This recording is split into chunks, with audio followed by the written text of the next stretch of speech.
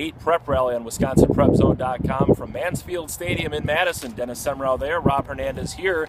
It's time to talk some Big 8 conference football because once again, Dennis, the big game this week, La Follette Memorial here at Mansfield Stadium, 7:30 Friday, a key positioning game in the Big 8 conference. Definitely, if La Follette can pull off the win and Sun Prairie gets a loss there somewhere along the way in the last 2 weeks, we could have a tie for the title. Otherwise, if Memorial wins and Sun Prairie wins, Sun Prairie will clinch the Big 8 title and be one game away from a perfect season.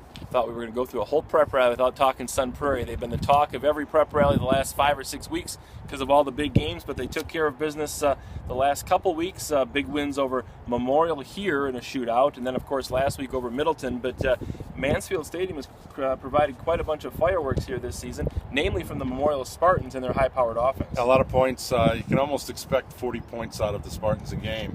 If they score that, they're going to win. Normally, except they lost 52-42 to Sun Prairie. Yeah. So they proved there that you got to have a little bit of defense down the stretch, but great offensive performance so far this year for the Spartans. Before we leave the Big 8 conference, Dennis, I wanted to talk a little bit about a game that sets up, or 2 games that set up a key matchup next week. We've got Verona at Madison East on Friday night over at Leisure Stadium, and then of course Madison West at Beloit. Those 2 teams win. It'll be a winner-take-all in terms of the playoff berth in Week 9. This playoff thing, it's almost like the baseball wild card. So much intrigue right down to the wire. Right. Those are 2 of my 3 spoiler games. You got teams that can knock a team out of the playoffs this week. Verona with 4 losses, West with 4 losses, and the other one, Sun Prairie with Parker. Right. Parker's at 2-5, and if they can pull the upset, that would be the upset of the year in the Big 8. Oh, it sure would. So a lot of intriguing ball games in the Big 8 conference. Dennis, another one that's emerged as an intriguing game up in the Badger North. Mount Horeb Barneveld at Reedsburg. Reedsburg's taking care of all the other giants in the conference. What's going to stop them from beating the Vikings? I'll tell you, the Vikings' offense has just been outstanding. DeForest found a way to shut them down, but they scored 70 points in 2 weeks later. So I think you've got a couple of contrasting styles. That triple option, the option that Reedsburg likes to run, and they did a great job against DeForest, but their defense was the key in that game. They forced 5 turnovers. DeForest hasn't done that all year, and that caused them their first loss. If they can do the same thing with the Mount Horeb team that spreads it out, there's a lot of weapons, but they also have made some big defensive plays, especially on special teams. Sure. Well, and Dennis, we'd be remiss if we didn't talk a little bit about the Wanakee Warriors. They have to win this week to become playoff eligible. They've got Portage, and then of course the big Week 9 showdown with DeForest. They kind of got to get it done this week, don't they? Yeah, they can't look past Portage at all. Portage is an 0-for team right now, looking to be a spoiler, one of those teams right at the end of the year. And who'd have thought that, we talked about this, a Verona-Wanakee game if neither team makes the playoffs in Week 10. How about that? I don't think either coach wants to talk about that because they're so used to being in the playoffs, but both Wanakee and Verona having to win. Capital South this week, Dennis. Actually, let's start Capital North. We've got Columbus at Lodi. Columbus, Scott Hilbert comes down from Nakusa, and all of a sudden the Cardinals are right in the thick of the Capital North race and playing the perennial power here Friday night up in Lodi for a chance to maybe unseat the perennial power. Rob, you remember like I do back in the 90s when Monroe and Columbus were the dominant teams. I don't think we saw either team lose in that decade, games that we covered. A few years ago, both were 0-9.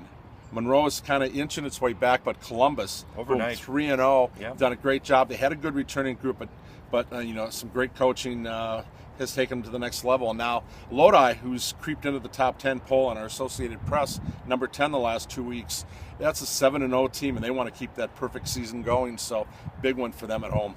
Well, you bringing back the days of John Titus and Pat Martin, I tell you, only on Prep Rally.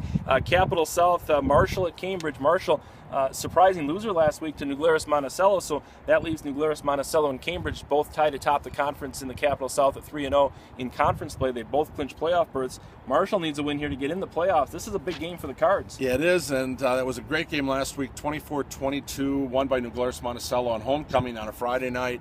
Homecoming king was their star, was Jim Chenoweth, and big thing though, 4 fumbles in the second half for Marshall.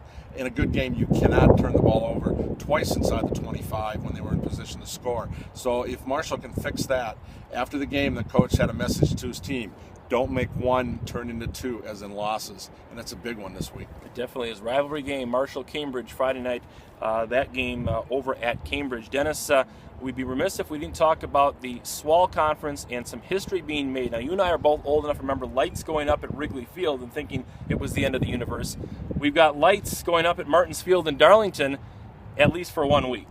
Now that's a place you've seen a lot of those afternoon games on Fridays. Done that double header, Friday there, then somewhere else, or to our wraps. They're bringing lights in. If they raise some money, they want to see if that's a possibility. They're also unveiling, I believe, a new concession stand at the time, and it's a big weekend with a lot of other activities going on. Well, it sure is. So night football going to Martins Field in Darlington. The Redbirds taking on Mineral Point. That game moving from 3:30 in the afternoon on a day like today under the bright sunshine to the under the lights, portable lights at Martins Field.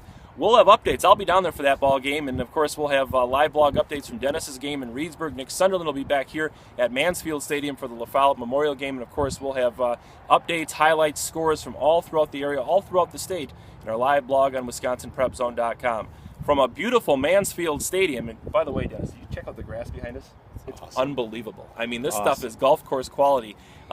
Dennis Summerall there, Rob Hernandez here. Thanks for watching Prep Rally. We'll see you at the stadium.